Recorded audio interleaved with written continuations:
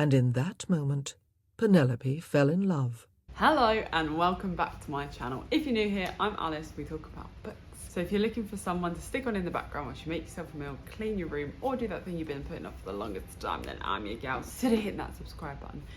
Come on in, join the family. It is free and you can unsubscribe at any time. And if you're a returning viewer, thank you so much for your continued support. Let's get on with today's video. I'm gonna hand over to real world Alice, passing the baton.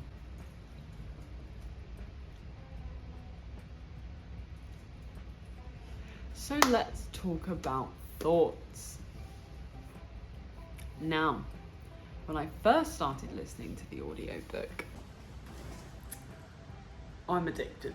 You've heard it here first, folks. I actually cannot stop listening to audiobooks at the moment. And do you know what it is I'm listening to? Oh, sorry, a little thunderstorm outside, pretty crazy. So I have spoken a lot on this channel about how I love Audible, hashtag sponsor me, I wish, but they don't. And it's just too expensive, so I've had to stop my subscription. I'm really sad. But it pains me to say this, I have found a solution.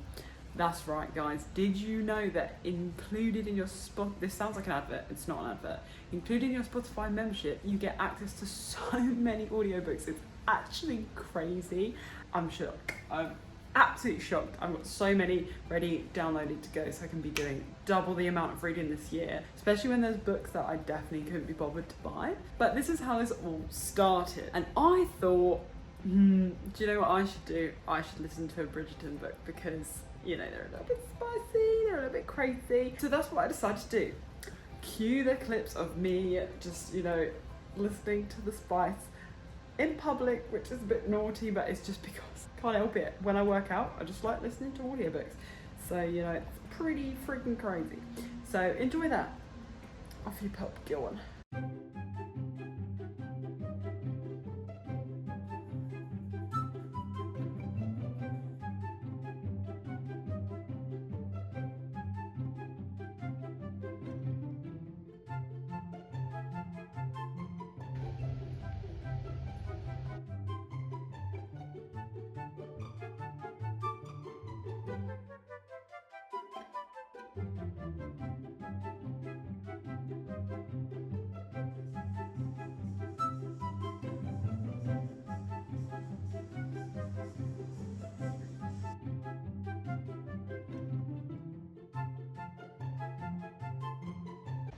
I just filmed a whole whisper clip and then it deleted, so honestly, what is even happening? I don't even know if I want to do it again.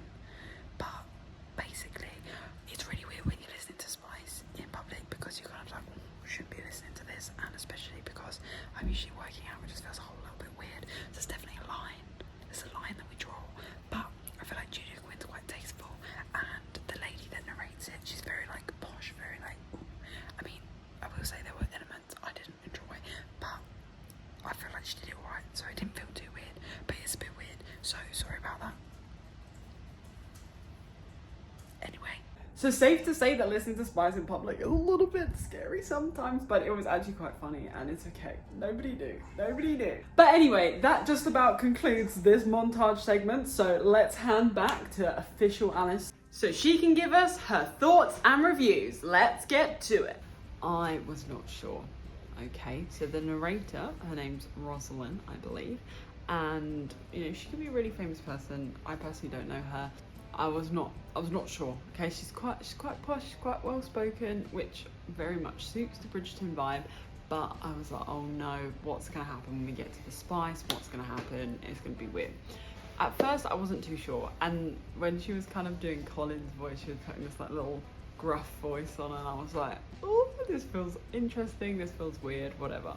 But I did come to love it, I will be honest. I did come to enjoy it, which means, you know, there's something to be said. I may or may not be listening to Sir Philip with, yeah, that's right. I literally finished this one and then I was consumed. I've gone straight into Eloise's one. So honestly, I just love having Bridgerton all the time. But it is a little bit of a annoying one because I actually should be listening to new books, shouldn't I? So I've got a whole list on Spotify, and I will give you some examples of the books that are on there. And like I said before, not sponsored, but they really kept this a little secret. I didn't know this was a thing. Did you know?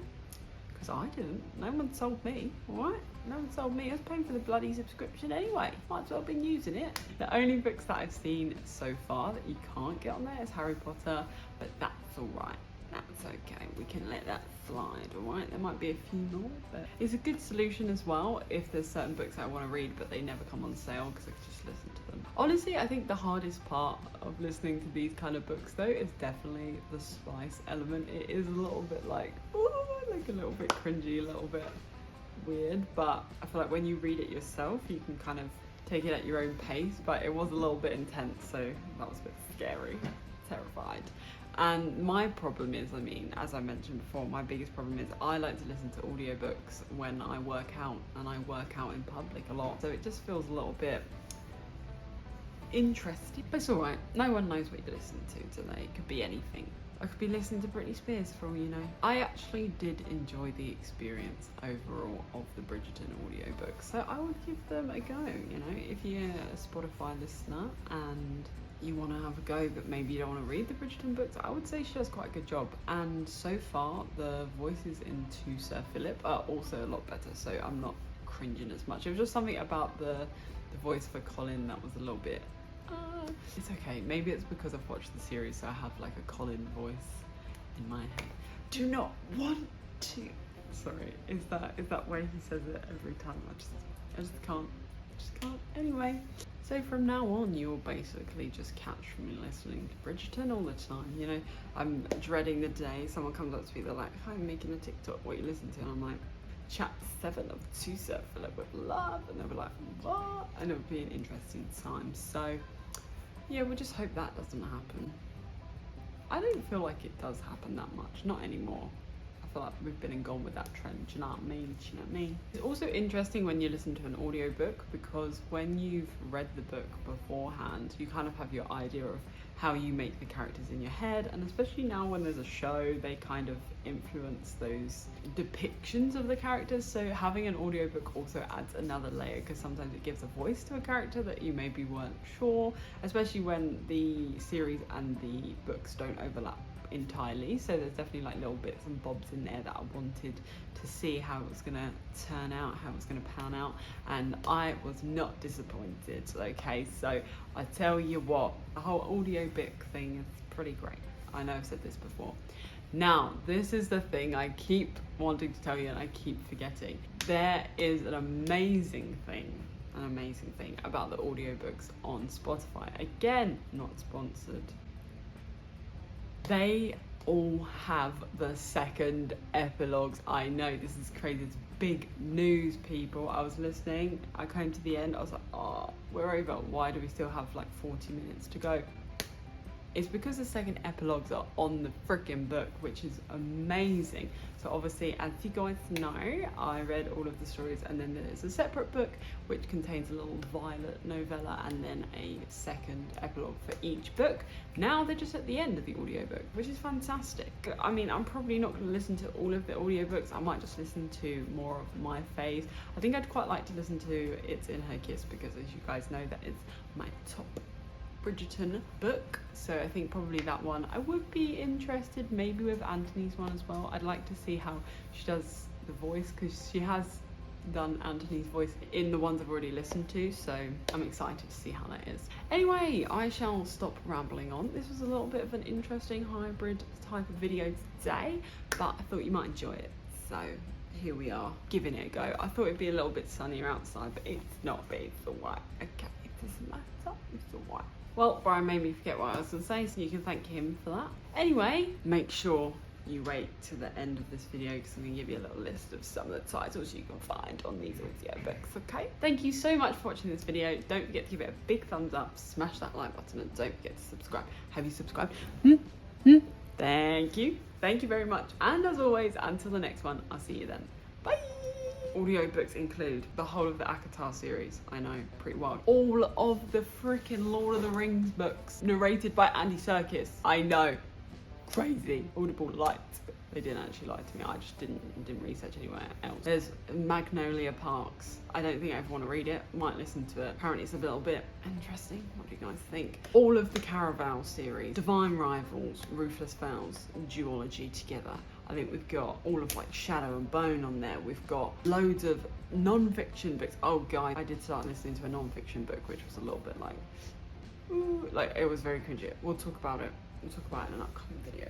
Okay, but yeah, loads of books basically that I've wanted to read that I don't necessarily have on my shelf, nor would maybe want on my shelf. So you best believe she's gonna be listening. So let me know if you can listen too. Bye.